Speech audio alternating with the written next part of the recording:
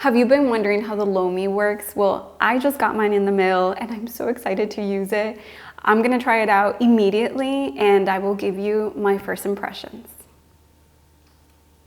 Oh my gosh, okay, I'm gonna put it up here. I'm excited. It's the Lomi. I don't think I've been this excited for a product. Food waste is gross, we can do better. Together, we can reduce up to 50% of waste that normally ends up in the landfill.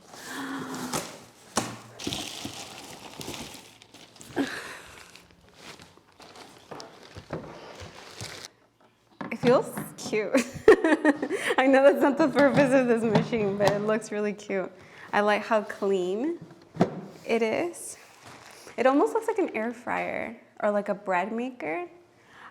Which I heard the CEO of Lomi say that he compares it to like a bread maker, air purifier, and like something else. So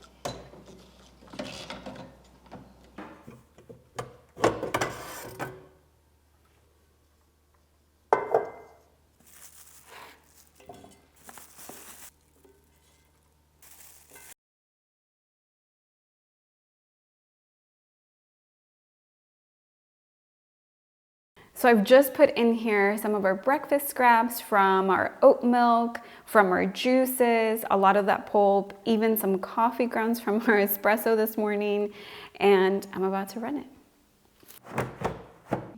Ready?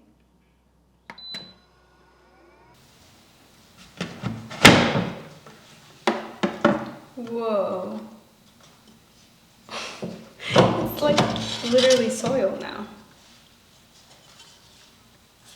That's impressive.